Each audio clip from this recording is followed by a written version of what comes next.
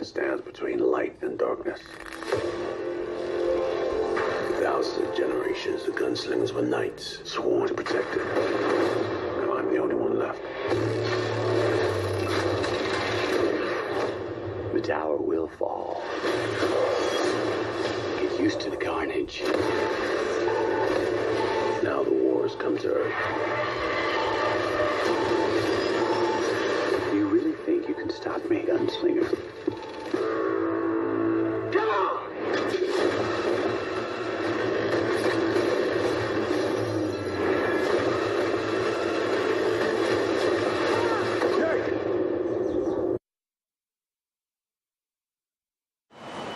Aloha! This is Trinidad, the Island Man, your Island Man, coming to you live once again from beautiful Oahu here in the state of Hawaii, bringing you the best movie reviews on the entire island of Oahu. And yes, this is Trinidad, the Island Man, your Island Man. And as you can see from behind me, I am here at the Ala Moana Beach Park. And just behind me, you can see the gateway into wonderful Waikiki. Yes, wonderful Waikiki. And, well, today is Friday, the real 4th of August. I went ahead and I saw the movie Stephen King's adaptation of The Dark Tower. Now, going into this, I was a little worried. I digress. Remember our rating scale. Shaka thumbs up. I recommend it. It's good to see. Shaka thumbs down. It's bad to see. It's junk. I don't recommend it. And, well, if you hadn't guessed, The Dark Tower is Shaka thumbs down. I'm sorry. I wanted to like this movie. I'm a fan of Idris Elba. And I don't mind Matthew McConaughey. I think he's good in most things. I was a little worried because you might have heard that there was no press screening to this movie until Wednesday night. You know, the night before it came out on Thursday and then officially started all day on Friday. And usually whenever, you know, the studio goes ahead and does that, that's always a bad sign that they don't have any faith in their movie, that they're afraid to let the reviewers see it early to say that it's a bad movie, don't go see it. So by them not letting reviewers go see the movie, then, you know, you just have to assume it's going to be bad. Well, let me just say that I went ahead and I saw the 12 in the afternoon showing Friday, and the theater was pretty empty. There was only about 8 other people in there. There was a couple at the end of the movie that sat a few rows back from me. And as soon as the movie ended, the woman booed the movie. She said, "Boo! I want my money back." You know, this was nothing like the book. Because she said that she had read all the books, and the books were much, much better. And now, I never read the books personally, but I've had friends who had read all the books, and apparently, you know, The Dark Tower stretches like a whole, at least, trilogy of books.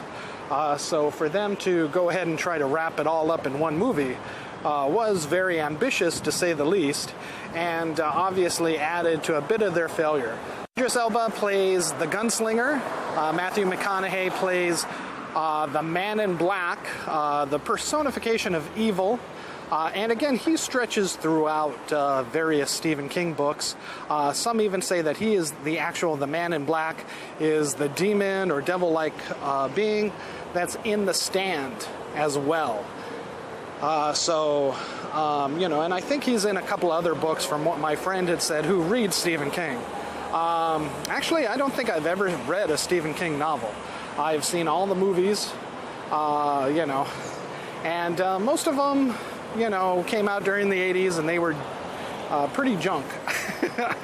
You know, they do have some laughability to them, but the best one by far was The Shining with Jack Nicholson and Shelley Duvall.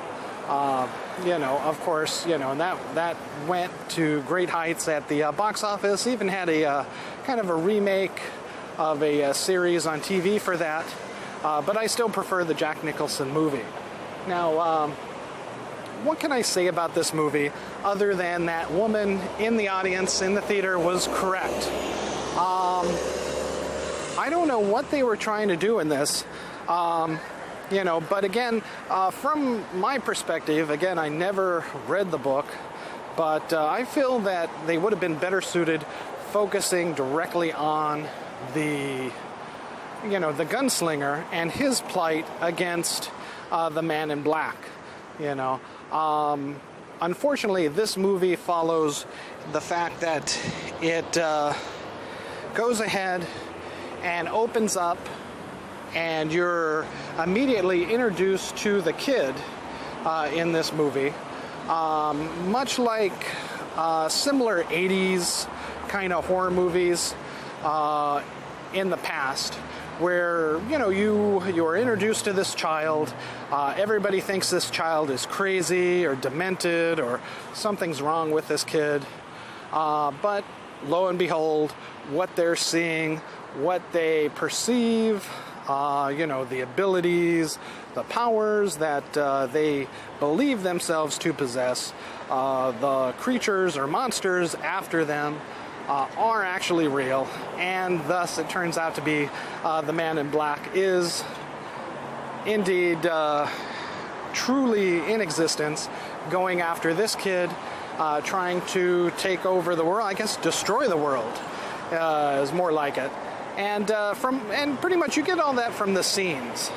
My biggest beef, I guess, with this movie is that it was extremely slow at the beginning. You're given no reason to care about this kid. There's no time really given to develop his character, why you should care about his plight, other than, I guess, he will eventually go into saving or helping to save the world and possibly the universe. But, there's no time given to this character to add any likability to him, any reason to care what happens to him or his family. The main character is, the gunslinger, Idris Elba, whom, many know from, what is that TV show that he's famous for? What was that? Not The Network. Well, I don't know. I don't know what TV show he was famous for back in the day, but I guess it was like a big one.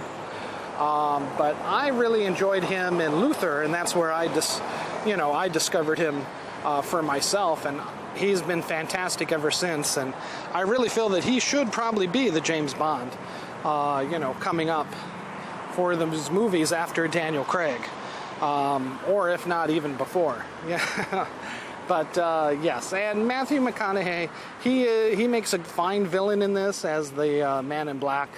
But again, all he does is pretty much just twirl his mustache throughout the entire film.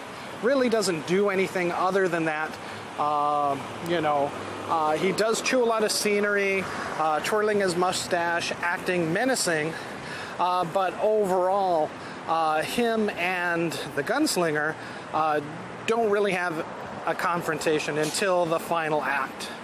And, which, again, you saw in the trailer. The most interesting parts of this movie you've already seen in all the trailers.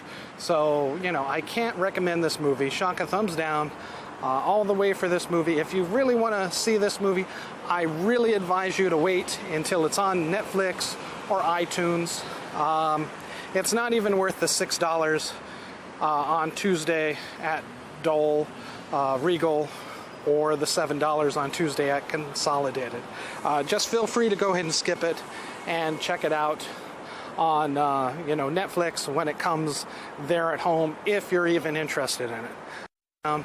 all the way for this movie. If you really want to see this movie, I really advise you to wait until it's on Netflix or iTunes.